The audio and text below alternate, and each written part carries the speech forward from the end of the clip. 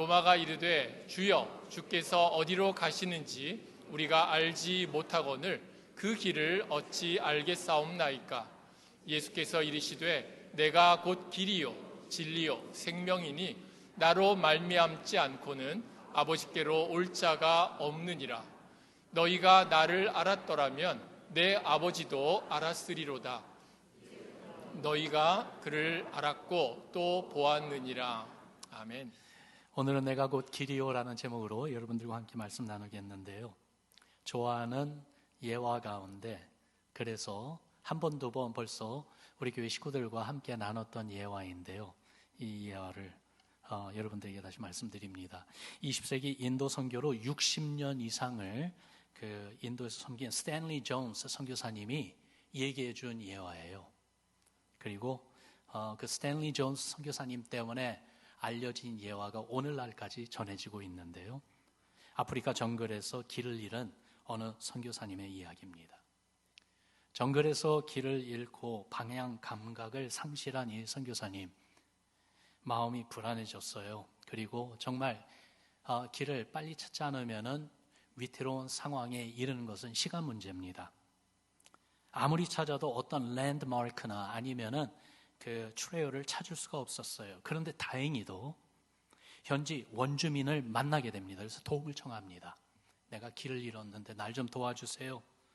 그러니까 그가 안내해 주겠다고 했습니다. 그러면 정글을 헤치고 가는 원주민을 이제 따라가게 됐어요.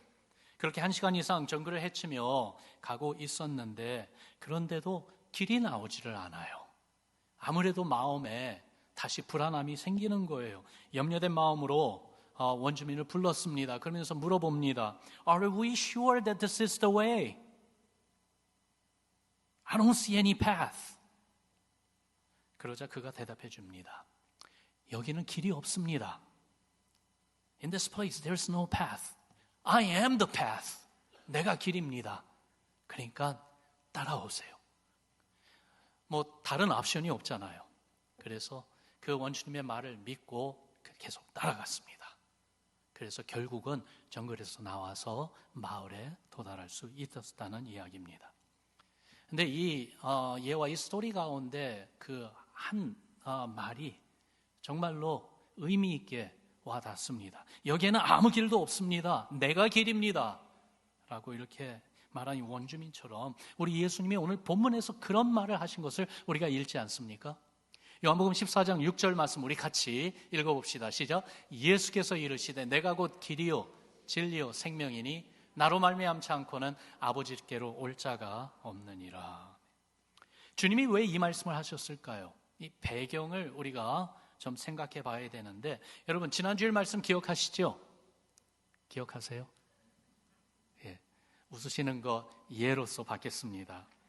예수님이 곧 떠나실 것을 알게 된 제자들 마음에 근심이 자꾸 차여져 왔습니다. 주님은 그들을 위로해 주시면서 믿음을 격려해 주셨지요. 마음에 근심하지 말고 하나님 믿는 것처럼 나를 믿어라 라고 말씀하십니다. 그러면서 주님이 먼저 아버지 집에 가셔서 그들을 위해 거처를 예비하시겠다고 하셨지요. 주님이 말씀해 주십니다. You know the way. 내가 어디로 가는지 그 길을 너희가 안다라고 이야기합니다. 그러자 제자들 가운데 도마가 먼저 예수님에게 질문해요. 주께서 어디로 가시는지 우리가 알지 못하거늘 그 길을 어찌 알겠습니까? 아버지가 계신 그곳 천국에 가신다는 건 알겠는데 그 천국이 어디 있는지 우린 모릅니다.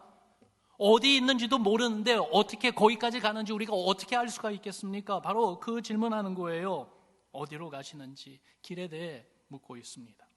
아무도 따라오지 못하는 곳으로 가신다는 예수님, 제자들도 오지 못하고 오직 예수님만 가야 하는 길, 그 길에 대해 알고 싶었던 것입니다. 여러분, 길에 대해 묻는 것은요, 방향과 그리고 또한 방법에 대해 묻는 것입니다. 그러니까 어디를 가는지, 그 종착지가 어디인지, 그리고 거기까지 가기 위해서 어떻게 가는지, 그걸 지금 묻고 있는 것이에요.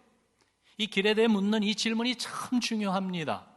여러분 생각해 보세요. 세상에 태어나 사는 것을 때로는 우리가 그렇게 표현하잖아요.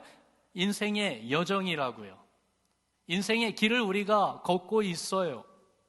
그런 점에서 나는 어느 길을 가고 있는지 아는 것이 중요합니다. 바른 길을 가고 있는 건지 아니면은 잘못된 길에 지금 실수해서 들어와 있는 것은 아닌지요. 심지어 잘못된 길에 빠져 있는 것은 아닌지요. 우리가 자녀들을 키울 때 청소년들 그 시절에 아이들이 잘못된 길에 빠지지 않도록 얼마나 부단히 노력합니까? 어떻게 바른 길을 가는지 아는 것이 이렇게 중요합니다. 세상 철학, 인문학, 그리고 사상과 역사를 통해 모든 사람들이 갖는 수많은 질문들을 보면은요, 인생을 살아가는 그 길의 방법과 또한 길의 방향에 관한 것 아니겠습니까? 어디로 와서 어디로 가는 것이고 어떻게 가는 건지 그것을 알고자 그 해답을 얻고자 구하고 노력하는 것이 바로 이 세상 살아가는 모든 사람들의 모습 아니겠습니까? 그런 점에서 주님께 길에 대해 질문한 도마가 참 고마워요. 왜냐하면 이 질문은 여러분이나 우리가 해야 되는 질문인데 도마가 대신해 준 거예요. 그래서 그 질문에 대한 답을 우리가 얻을 수 있게 해 주었어요. 주님이 해주신 이 답, 도마의 질문에 대한 이 답은요, 우리가 마음에 새기고 이 답은 그렇지 하고 한번 그냥 생각하고 잊어버린 것이 아니라 자꾸 돌아보고 또 생각해보고 또 씹어보고 또 묵상해보고 그러면서 내가 정말 그 길에 서 있는지 그 길을 가고 있는지 확인해야 하는 아주 중요한 것이라고 생각됩니다. 도마와 같은 제자들, 우리들이 가야 하는 그 길, 예수님이 그 길이 무엇인지 분명히 가르쳐 주셨습니다. 뭐라고 하셨어요? I am the way. 내가 그 길이다. 그렇게 말씀하셨어요. 여러분 따라합시다. 내가 그 길이다. 예수님이 그렇게 말씀하시는 거예요. 예수님이 길이다라고 말씀하세요.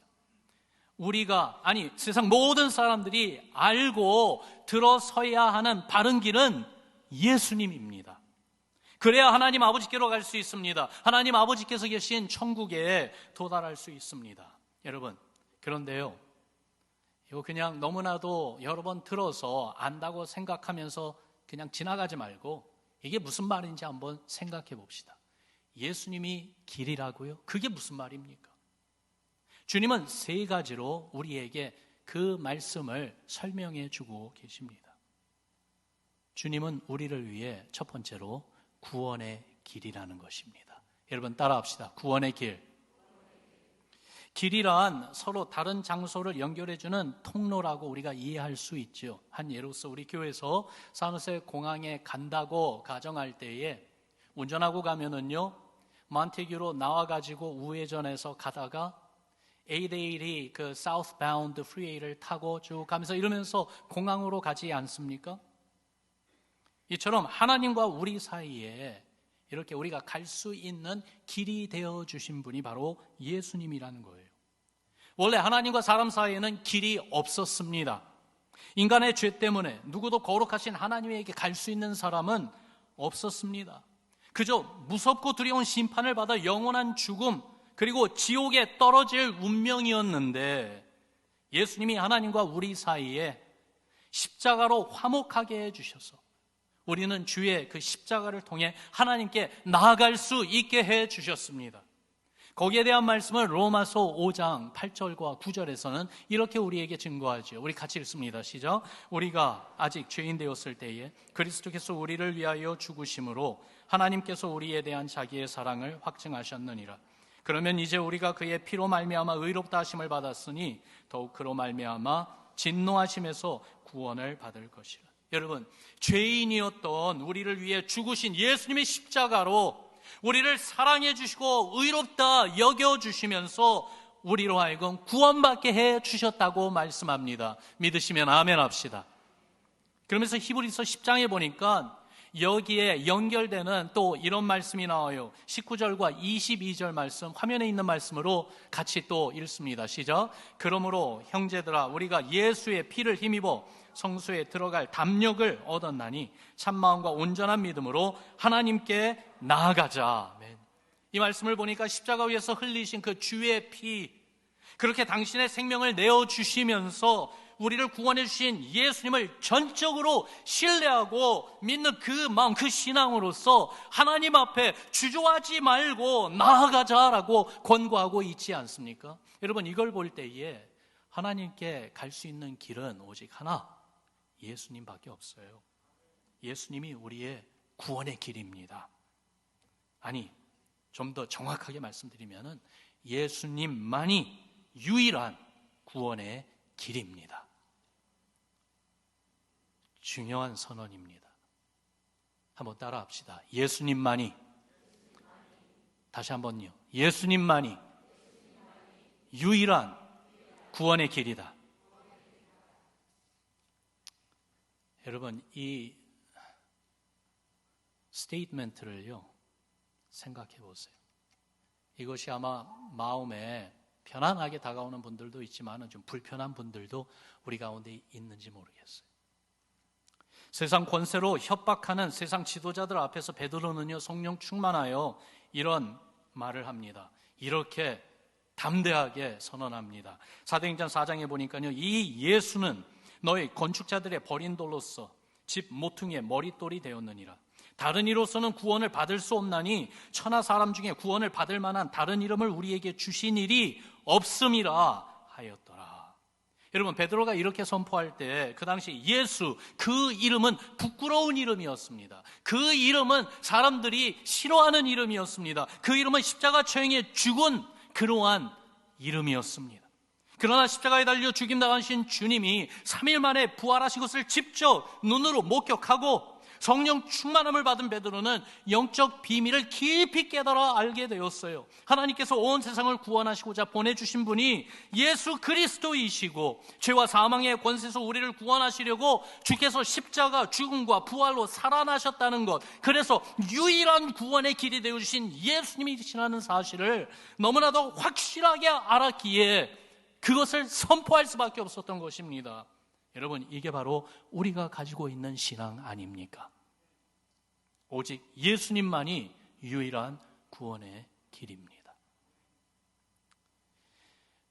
이 내용을 우리가 아는 것만이 아니라 확신할 때에 우리 삶이 바뀌어요. 살아가는 모습이 변하게 되어 있어요. 왜 그런지 여러분 들어보세요.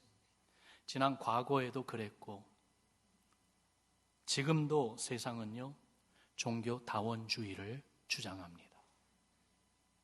그들은 이런 말을 합니다. 하나님은 사랑과 자비의 하나님이시다. 무슨 종교를 믿든지 자기에게 오는 자를 막지 않는다. 서울로 가는 길이 여러 길이 있듯이 천국에 가는 길도 여러 길이 있다. 예수님을 통해 가든지 다른 종교를 통해 가든지 결국 모든 종교의 종착점은 똑같다.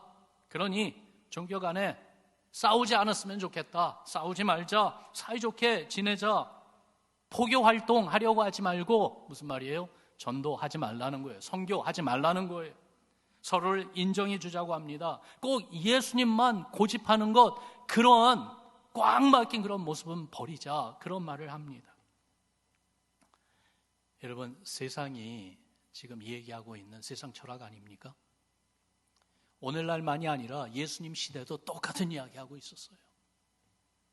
이런 종교다원주의가 심각하게도 교회 바깥에 있는 것이 아니라 기독교 그 커뮤니티 안에까지도 파고 들어왔어요.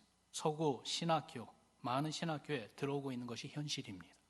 그래서 예수님만 유일한 구원자라고 고집하지 말라고 합니다. 성경만 진리라고 그렇게 말하지 말라고 합니다. 이런 영향을 받은 교회에서는요, 이 강단에서 선포되는 말씀이 윤리와 도덕은 이야기하지만은 복음이 사라지고 있습니다. 복음이 더 이상 선포되질 않습니다.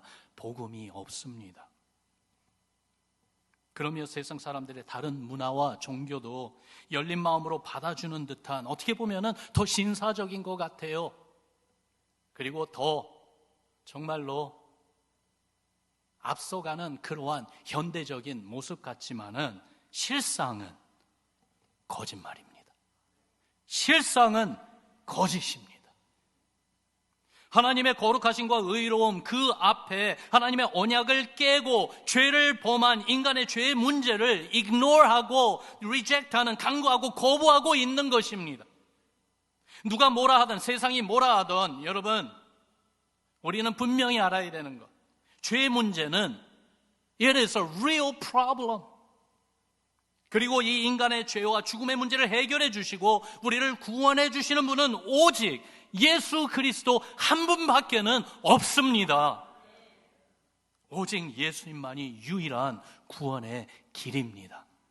예수님 말고 다른 길에 들어선 사람들이요, 결국 영원한 사망과 멸망을 피할 길이 없습니다. 누가 뭐라 하든 세상이 뭐라 하든 예수님만이 유일한 구원의 길이라는 사실을 잊지 말고 오직 예수님만을 믿고 따르는 우리 신앙, 우리 삶 되기를 우리 주 예수 그리스도의 이름으로 축원합니다.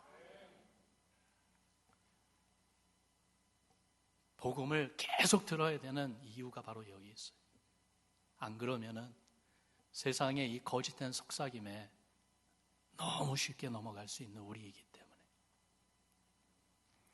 예수님이 당신이 구원의 길이라고 선포하세요. 그러면서 주님은 우리의 길인데 어떤 길이신가? 두 번째로 진리의 길이라고 말씀하십니다. 따라합시다. 진리의 길. 요즘 그런 생각을 해봐요. 오늘날 이 시대를 describe하는 말들 가운데 이렇게도 describe 할 수 있겠다. 우리는 광고의 시대에 살고 있구나. The age of advertisement. 상품을 광고하고 아이디어를 광고하고 심지어는 뭐까지 광고하는데 사람들이 혈연을 갖고 있냐면 자기 자신을 광고하는데요. 어떤 사람들은 목숨을 내걸고 있어요. 어떤 모습으로요? SNS를 통해서. 페이스북, 인스타그램. 난 괜찮은 사람이야. 난 웬만한 사람보다 더 나은 사람이야. 내가 뭘 먹는지 봐. 여러분, 우리도 그러죠? 음식 먹으면 사진 찍어서 올려놓죠? 언제부터 그러셨어요? 왜 그래요? 내가 뭐 먹었는지 기억해야 되기 때문에 그런 겁니까? 아니잖아요. 내 삶 괜찮어. 나 자신을 광고하려는 그러한 시대 지금 우리가 살고 있습니다. 그러다 보니까 눈을 돌려서 어디를 보나 광고판에 둘러싸여 있다는 생각을 합니다. 특별히 도시 생활, 현대인의 삶에서는 더욱더 그런 것 같아요. 세상 광고가 주는 이미지로 머리에 채우다 보니까요. 그러니까 그 가운데 우리가 잃어가는 게 있어요. 생각하는 거를 자꾸 잊어버립니다.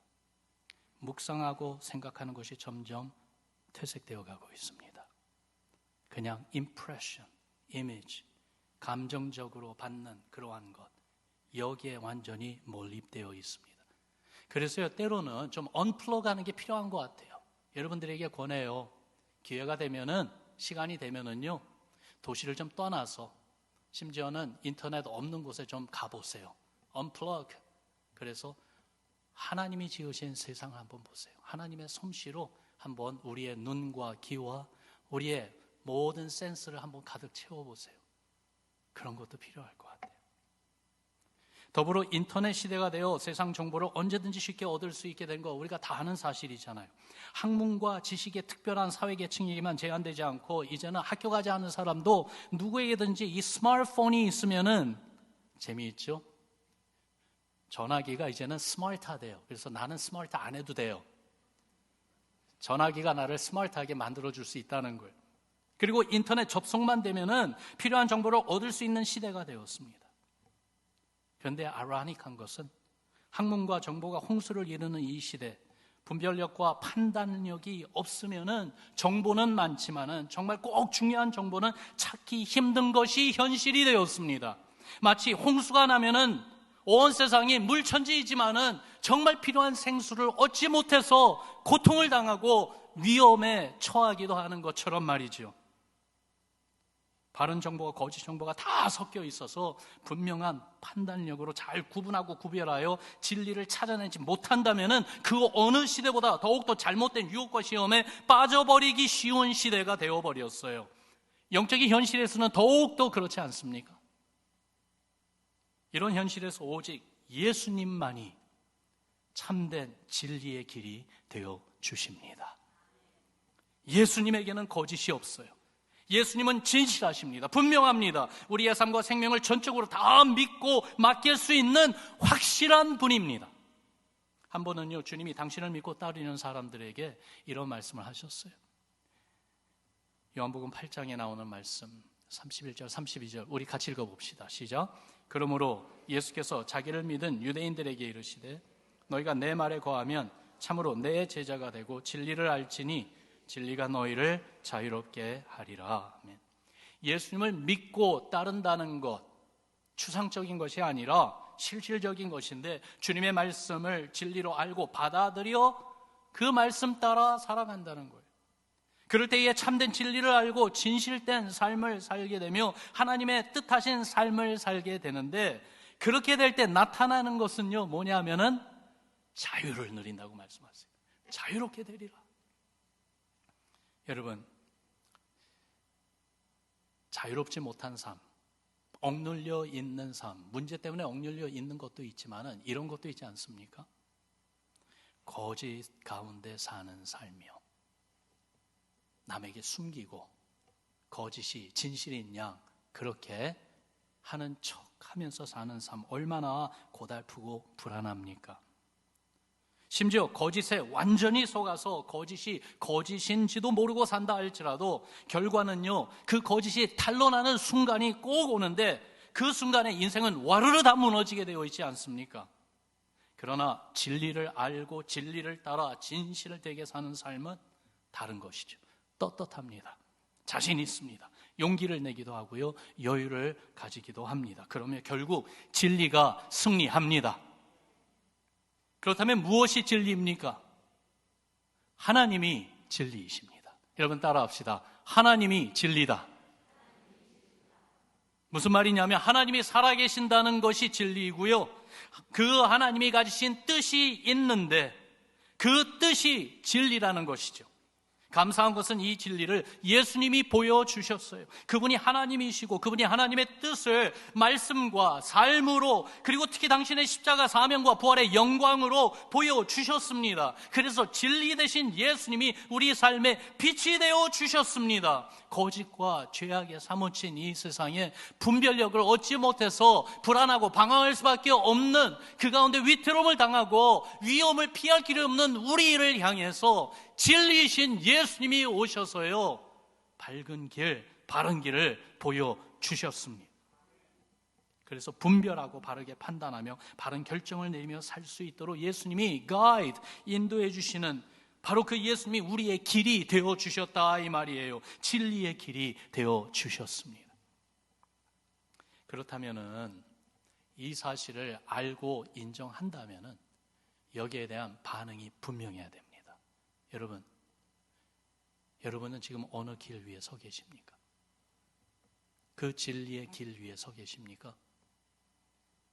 정말로 예수님을 믿는 신앙, 주님의 알게 해주신 주의 말씀으로 모든 일들을 분별하고 바르게 판단하며 살고 계십니까? 인생의 방향을 정하는 그 컴퍼스, 나침반으로 무엇을 사용하고 계십니까?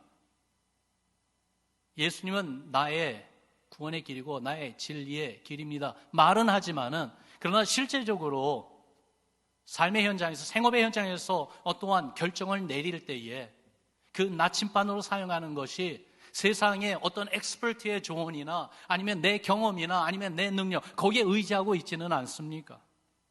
정말로 예수님이 우리의 나침반입니까? 만약에 그렇다면 주님께 매일매일 매 순간마다 여쭤보고 What would Jesus do? What would Jesus say? 이런 생각을 하며 살고 있는지요? 여러분, 예수님이 나의 진리의 길이라는 이 말이 뜻하는 삶의 모습이 따라야 되겠어요.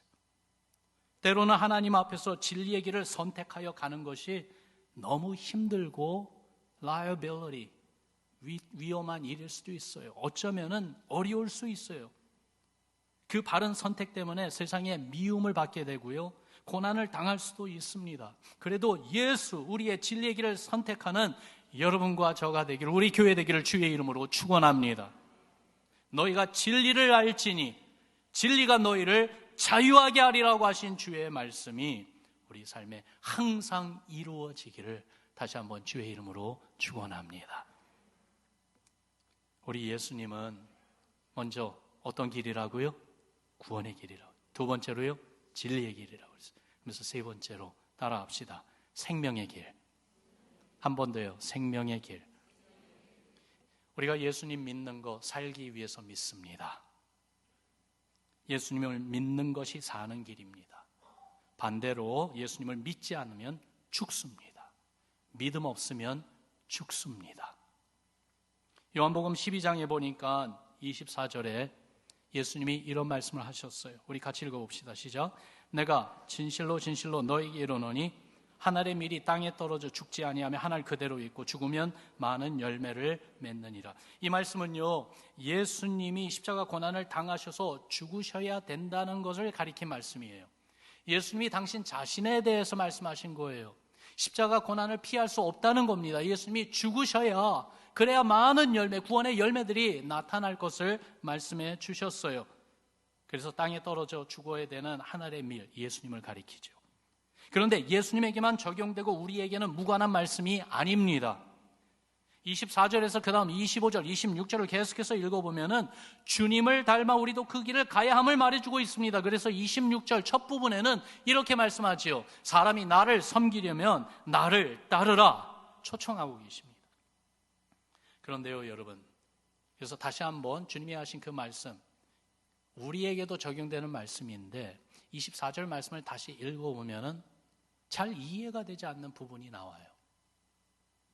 씨앗이 땅에 떨어져 죽어야 많은 열매를 맺는다고 한 그 말씀, 정말로 씨앗이 땅에 심겨져서 죽는 겁니까? 여러분 한번 대답해 보세요. 씨앗을 땅에 심습니다. 흙으로 덮습니다. 그러면은 그 씨앗이 죽어버립니까? 그건 아니잖아요. 어떤 일이 일어나죠? 씨앗의 껍데기가 깨지죠. 그 안에 있는 생명이 싹으로 돋아서 흙을 뚫고 지상으로 나와 자라고 결국은 열매를 많이 맺게 되죠. 그러므로 주님이 말씀하신 씨앗이 땅에 떨어져 죽는다는 것, 우리가 어떻게 이해해야 되는가? 그 껍데기가 깨진다는 것이죠. 왜냐하면 그 안에 있는 생명이 나와 자라야 되기 때문에. 이게 여러분과 저의 이야기예요. 우리는 생명의 근원 되신 예수님을 마음에 영접해서 영생이 우리 안에 있습니다. 믿으십니까? 그런데 예수님을 믿는다고 하면서도 예수님을 믿는 그 삶의 풍성함, 은혜, 평강, 그 모든 하나님의 복을 누리지도 못하고 보이지도 못하는 이유가 아직도 내 자아라고 하는 껍데기가 꽉 그것을 막고 있기 때문에 그래요. 이 자아가 깨져야 된다는 거예요. 이 자아가 죽어야 된다는 거예요. 내 마음에 영접하고 모신 예수님이 그래서 나타나고 예수님의 뜻이 내 삶을 통해 성취되고 이루어진다는 그 말씀을 하고 있는 거예요. 바울은 자신의 신앙 고백을 갈라디아 2장 20절에서 그래서 이렇게 말합니다. 내가 그리스도와 함께 십자가에 못 박혔나니 그런즉 이제는 내가 사는 것이 아니요 오직 내 안에 그리스도께서 사시는 것이라. 이제 내가 육체 가운데 사는 것은 나를 사랑하사 나를 위하여 자기 자신을 버리신 하나님의 아들을 믿는 그 믿음 안에서 사는 것이다. 그렇습니다. 이제는 내가 사는 것이 아니에요. 내가 원하고 내가 뜻하는 바대로 사는 것이 아니에요. 이제는 주님이 원하시고 기뻐하시는 뜻을 위해 사는 거예요. 나를 사랑하시기 때문에 죽기까지 사랑하신 그 주님을 알고 믿는 신앙으로 사는 것입니다. 그러면은 많은 열매를 맺는 풍성한 삶을 살게 된다는 말씀이죠. 그렇기 때문에 여러분 죽어야 합니다. 오직 예수님이 내 생명의 길인 것을 알고 내가 죽는 것을 주저하지 말고 내가 죽어야 됩니다. 내 자아가 깨져야 된다 이 말씀이에요. 그래야 내 안에 있는, 우리 안에 있는 예수님의 생명이 더욱더 나타나는 것이죠. 예수님이 우리에게 풍성한 영생을 누리며 사는 비결이에요. 예수님이 생명의 길이에요. 그러면서 마태복음 16장 한 군데 더 예수님이 하신 말씀을 우리가 한번 생각해 봅시다. 25절, 26절 말씀 우리 같이 읽습니다. 시작. 누구든지 제 목숨을 구원하고자 하면 잃을 것이요 누구든지 나를 위하여 제 목숨을 잃으면 찾으리라. 사람이 만일 온 천하를 얻고도 제 목숨을 잃으면 무엇이 유익하리요? 사람이 무엇을 주고 제 목숨과 바꾸겠느냐? 이 말씀을 생각하면서 여러분 이 한 중요한 질문을 드립니다. 답해 보세요. 우리 삶에서 예수님과 내 목숨 가운데 무엇이 우선이 되어야 되겠습니까? 뭐가 먼저입니까? 이해되세요? 질문이 이해되세요? 우리 삶 가운데 예수님과 그리고 내 생명, 내 명예, 내 성공, 내 가족 어느 것이 먼저 우선이 되어야 되겠습니까? 주님의 말씀은 분명합니다. 예수님이 먼저 되어야 된다고요. 그래야 신앙도 간직하고 생명도 간직하고 그것이 풍성한 삶을 누리는 비결인 것이지요. 축복의 비결인 것입니다. 이런 점에서 예수님을 정말로 나의 생명의 길로 인정하고 받아들입시다. 정말 이렇게 사는 거요. 이 예수를 나의 생명의 길로 알고 그 길 위에 서서 가는 것, 여러분 이거 저절로 안 돼요. 우리 자녀들이 앞으로 정말로 성공하고 좋은 길을 가기 위해서 학군 찾잖아요. 공부 열심히 하라고 격려해주고 도와주고 밀어주잖아요. 예수님이 먼저입니까? 자녀의 성공이 먼저입니까? 이런 식으로 사업도 볼 수 있고요. 우리의 건강도 볼 수 있고요. 정말 모든 나에 관한 모든 것을 예수님과 같이 놓으면서 무엇이 먼저인지 하나를 버리라는 얘기가 아니에요. 우선순위를 바로 정하라는 거예요. 그것이 바로 생명의 길인 예수님, 그 길 위에 서서 그 길을 걷기 시작하는 모습이죠. 저는 앞서 나눈 길 잃은 선교사님과 길이 되어준 원주민의 이 스토리를 그래서 좋아해요. 여기에는 아무 길도 없습니다. 내가 길입니다 라고 말한 그 이야기 말이에요. 이 스토리가 오늘을 살아가는 우리에게 또 하나의 음성을 들려주지 않습니까? 내가 곧 길이요 진리요 생명이니 나로 말미암지 않고는 아버지께로 올 자가 없다. 예, 이 예수님의 음성이 우리 영혼 깊숙이 들려지는 은혜가 있기를 주의 이름으로 축원합니다. 그래서 정말로 예수님이 우리에게 유일한 구원의 길이고 진리의 길이고 생명의 길이라는 그 사실이 너무나도 확실하고 너무나도 분명해서 세상이 어떤 모습으로 우리를 유혹하고 위협한다 할지라도 담대하게 예수의 이름을 선포하며 예수님을 나의 길로 삼고 그 위에 서고 주님과 함께 손붙잡고 가는 우리가 되면 좋겠어요. 여러분, 새롭게 시작되는 이번 한 주와 남은 여생, 우리의 인생의 여정, 어느 길에 가야 되겠습니까? 어느 길을 선택하시겠습니까? 길이 없는 것 같고 그래서 불안하고 두려운 분이 계십니까? 내가 곧 길이요라고 우리에게 말씀하신 주님을 바라보시길 바랍니다. 아직 그 주님을 만나지 못했다면 오늘 이 아침이 그 예수님을 내 마음에 나의 구주로 영접하는 그러한 삶의 터닝 포인트가 되기를 바랍니다. 주께서 우리를 당신의 구원과 진리와 생명으로 인도하시며 그렇게 천국으로, 그렇게 우리 하나님 아버지께로 인도해 주실 줄을 믿습니다. 우리 같이 기도하겠습니다.